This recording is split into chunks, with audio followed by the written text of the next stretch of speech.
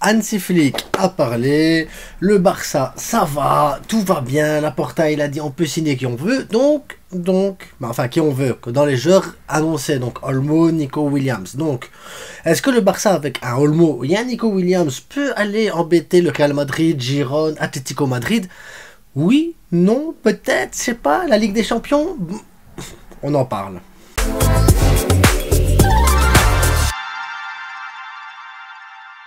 N'oubliez pas les gars, si vous voulez un beau maillot, profitez-en parce que celui-ci avec une étoile, le numéro 19, Lamine Yamal derrière, dans 2 ans, il n'existera plus. On aura le 10, la deuxième étoile et Lamine Yamal derrière toujours.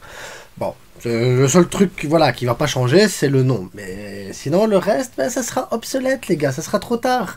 Vestiairestore.com, le lien dans la description, les maillots, moins de 30 €, 10% de remise actuellement, 10% de remise actuellement, livraison offerte, bref. Les nouveaux du Barça, ils sont là également. J'ai pas celui du Barça ici, mais je vous le montrerai la prochaine fois. C'est pas grave, on s'en fout. Bref, le Barça a-t-il la capacité maintenant de concurrencer des Mbappé, Vinicius, Girone et Atlético Madrid et voilà. Bah oui, évidemment, oui. La Liga, elle se joue pas sur le mercato. C'est un rôle, mais la Liga se joue pas là-dessus uniquement. Le Barça a aussi des armes, il peut répondre correctement, parce que quand t'as pas de blessure, bon là évidemment c'est commence déjà compliqué, Ansu Fati, Frenkie, Gavi, Pedri, Araujo, ça fait déjà une belle ossature de blessures, donc là on se dit oui quand même, là, quand même ça commence à faire mal, hein. Et bon, on n'a même pas commencé la saison, donc si la saison continue, qu'elle se lance et qu'elle poursuit, peut-être qu'on aura encore d'autres blessures. Et on aura sûrement d'autres blessures, moi je sais pas, mais c'est certainement le cas. Tous les ans, c'est tous les ans, donc à un moment donné il faut faire avec. Donc on a quand même un bel effectif. Si tu prends défensivement ce qui te reste, donc ce qui te reste, en défenseur central, tu as du Koundé, excellent. Inigo Martinez, ça mange pas de pain, ça joue bien au football quand même. Christensen, très très bon joueur quand même, Christensen les gars. Michael Faye, Koubarsi, 2 promesses. Koubarsi, voilà, on sait qu'il a déjà entamé un peu son processus avec les A. Michael Faye va poursuivre le processus avec les A également. Donc on a quand même un bel effectif, on a quand même des bons joueurs. Bon, j'oublie Clément Langlais, mais lui il va partir. Oui, Clément. Après, défenseur droit, Julian Araujo qui va rester, Hector Ford. Ça joue au football, à gauche, Valet plus Baldé, ça joue au football aussi également, tu vas avoir des côtés offensifs, milieu défensif, bon, il l'a dit en conférence de presse, on a des bons joueurs dans l'équipe qui peuvent avoir ce rôle de 6. Ce rôle de 6, on pense tous, oui, tu le penses, je le pense, lui il le pense, l'autre là-bas il le pense, toi non pas encore, je te le dis, Casado, t'as Casado, Marc Bernal. T'as Poprim qui va aussi poursuivre, qui va prolonger avec la baie. Donc Poprim aussi qui va suivre dans quelques années. Donc le poste de 6 est assez fourni. Pas besoin d'aller chercher du Zubimendi, du Rodri, des trucs. On a ce qu'il faut à la maison. On a ce qu'il faut à la maison. Je l'avais dit il y a 6 mois, je le répète aujourd'hui. On a ce qu'il faut à la maison. Servons-nous. C'est gratuit, c'est là, c'est disponible, c'est frais, c'est jeune, c'est bon. Et me dites pas, ouais, mais quand même, les jeunes, c'est risqué. Lamine Yamal, c'est risqué. Gavi c'est risqué, Pedri c'est risqué, Baldé c'est risqué, Koubarsi c'est risqué. Bref, la jeunesse nous a montré que on pouvait prendre ce genre de risque parce que ça fonctionne. Ça fonctionne. Après oui, tu peux avoir les petits pépins physiques, Baldé qui a une grosse blessure, Gavi qui a une grosse blessure, Fati qui est plus souvent blessé aussi que dispo, Pedri. Bon, après il fait pas partie de la Masia, mais j'aime bien le considérer comme un jeune de la Masia quand même. Je m'en fous de votre avis, c'est comme ça. C'est le concept de base dans ma tête. Mais après, voilà, milieu de terrain, pareil. Là, t'as Frenkie, Pedri, Gavi. Là, tu dis, waouh, les 3 blessés, quand même, c'est la belle ossature, elle est quand même vachement mal. Mais après, si tu mets du Casado, Gundogan, les gars, Gundogan, c'est quand même un monstre, Gundogan. Et je sais pas si vous vous rendez compte du monstre que c'est. Moi, j'ai pas envie qu'on le vende. Gundogan, là, sportivement, si tu le vends, tu prendras pas mieux. Mais après, si tu vas chercher Dani Olmo en plus, donc t'imagines un double pivot, Gundogan, Casado. Comme ça, t'as la relance, le physique, l'intelligence de jeu, le QI et tout, qui peut apporter quelque chose. Et ensuite, derrière un Dani Olmo, la créativité, le geste, la finesse, la folie, des fois, de temps en temps, les grosses frappes aussi, parce qu'il aime bien frapper de loin. Ah, ça fait du bien, les gars. Derrière, t'as aussi des remplaçants. Fermin Lopez qui peut apporter.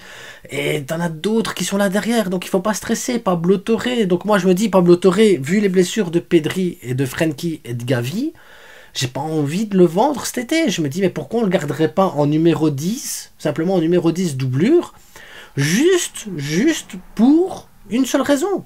Attendre le mois de décembre, voir ce qu'il peut apporter avec l'effectif, et au mois de décembre, ben, on fait une analyse du joueur, et on se dit, ok, le gars, ben, il a été bon, on garde, il n'a pas été bon, ben, c'est pas grave. Frenkie revient, Gavi va revenir tout doucement, Pedri revient aussi bien. Ça permet aussi de laisser le temps aux joueurs blessés de revenir et de ne pas prendre un rythme de fou tout de suite. Voilà, tout doucement, reviens, tranquille, on a le temps de toute façon. La Liga, c'est un marathon, c'est pas un sprint. On a le temps d'aller chercher la Liga. Tant que tu t'éloignes pas du Real Madrid, ou de Girone, ou de l'Atlético Madrid, il n'y a pas de problème. Il n'y a pas de problème, les gars. Tu peux aller, prends le temps. Mais je préfère avoir un banc un peu plus fourni, un banc un peu plus fourni, un peu plus de joueurs peut-être un peu plus moyens, qu'on sait pas, qu'on va découvrir, qu'on cherche encore réellement la possibilité ou l'opportunité qu'ils peuvent avoir, voir comment ils vont se développer dans ce club, pour justement les laisser les gars qui sont blessés, reposer et qui prennent leur temps, pas forcer, tu vois. J'ai pas envie que Pedri il arrive, là je suis chaud pour le premier match, je me blesse au bout de 3 matchs parce que voilà, la préparation physique n'a pas été bonne. Moi j'aimerais que les joueurs qui sont blessés là, maintenant, tous, peu importe le nom du joueur, mais tous, aient une préparation physique correcte.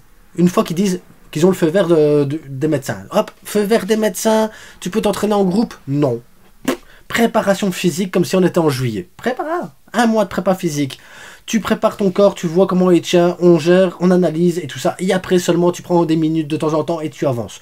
J'ai pas envie de prendre de risques encore, de il revient, il repart, il revient, il repart, et gestion, non. Ayons un bon un peu plus fourni, et là vous allez me dire, Daniel, moi on n'en a pas besoin. Bien sûr qu'on en a besoin, évidemment qu'on en a besoin avec les blessures. Surtout si tu veux faire une prépa physique avec les joueurs, surtout si tu as envie de prendre le temps de les réintégrer tout doucement dans un groupe. T'as pas le choix, tu dois avoir du banc, et du banc tu dois l'avoir de qualité. C'est tout, c'est comme ça. N'oublions pas qu'on a la Ligue des Champions, la Copa del Rey, la Super Coupe d'Espagne, la Liga, tout ça, c'est beaucoup de matchs, c'est beaucoup pour l'organisme, sans compter les matchs internationaux qui arrivent entre eux. C'est trop de foot, les gars, il y a trop de football. On doit avoir un banc fourni, et me dites pas oui, mais quand même... Si. Et c'est pareil pour l'attaque. On a quand même une belle attaque aussi. On a une belle attaque, oui, on a une belle attaque, c'est fou quand même. Lamine Yamal, c'est quand même un monstre. Lamine Yamal, c'est un monstre, les gars. Lewandowski, ça reste Robert Lewandowski. Si on a le Robert Lewandowski qui veut mettre des buts, on a un Robert Lewandowski monstrueux, parce que le gars, mettre des buts, il sait le faire. Il sait le faire.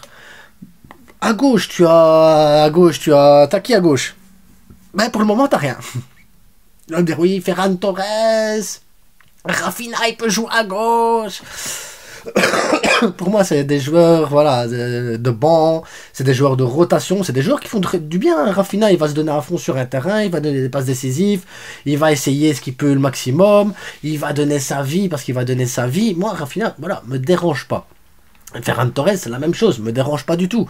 Mais c'est 2 joueurs qui, voilà, ils vont pas te faire gagner une Ligue des Champions.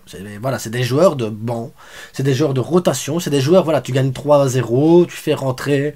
Ils vont faire le taf, c'est des joueurs, tu vas jouer contre Retafe, Almeria ou Cadiz, enfin, pour respect que j'ai pour eux, ça fait du bien, ça permet de laisser reposer des cadres et tout ça. Maintenant, il te faut Nico Williams. Nico Williams doit venir au Barça parce que là, Nico Williams qui déborde sur le côté gauche.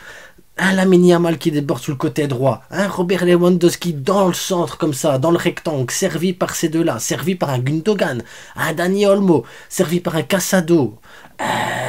Moi je veux bien, et quand Pedri va revenir, Gavi, ça va être monstrueux les gars, ça va être monstrueux.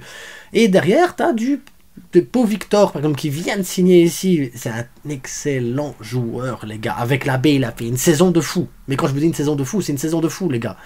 Donc Pau Victor, vous allez en entendre parler parce qu'il est monstrueux. Monstrueux.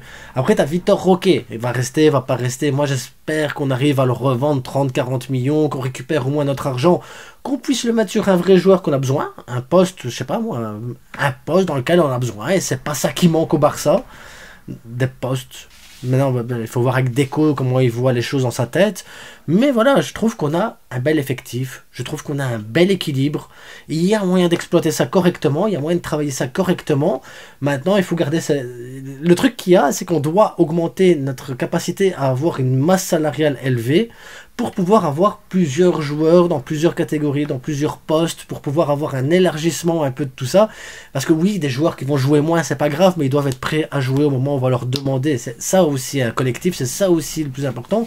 Et qu'au moment où ils auront leur opportunité, qu'ils la prennent, qu'ils la saisissent, qu'ils disent moi je m'en fous, je suis pas Pedri, je suis pas Gavi, je suis pas Frenkie, mais si j'ai l'opportunité d'aller là sur le terrain, je vais y aller et je vais mettre le doute à l'entraîneur. C'est ça que je veux voir. Moi je veux des joueurs qui mettent le doute à l'entraîneur. Des joueurs qui mettent en doute, même nous, qui nous mettent nous en doute.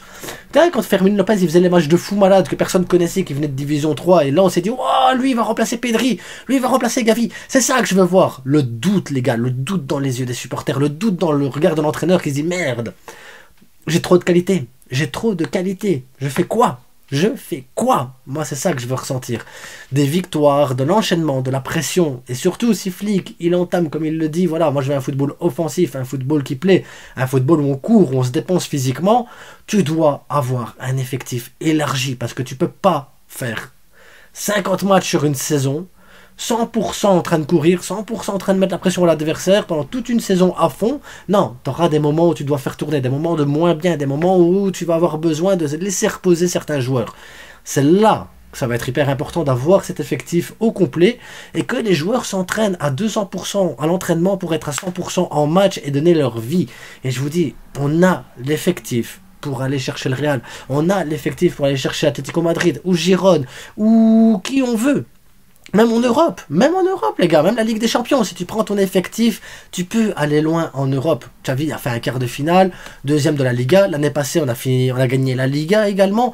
Je vois pas en quoi il y a des grands changements dans cet effectif-là, on peut y arriver, on peut le faire. Ça va pas être facile parce que le Real est très très fort, le Real a une très très belle équipe, le Real est solide, donc on va en parler du Real dans une prochaine vidéo, mais il y a moyen d'aller chercher vraiment les choses, il y a moyen de les embêter, il y a moyen les gars. Donc, croyez au Barça, croyez au club, je vous demande pas de croire en Laporta et ses discours, je vous demande pas de croire en Deco et ses voyages scolaires là, qui va, je sais pas ce qu'il fait. Non, croyez en nos joueurs, en notre effectif, parce qu'on peut le faire, on est un grand club, on est la plus grande institution du monde, et visca le Barça les gars. N'oubliez pas le plus important, c'est que du foot, mais que du plaisir. Et il me manque, ça me manque moi les matchs. Ça me manque les gars. Ciao.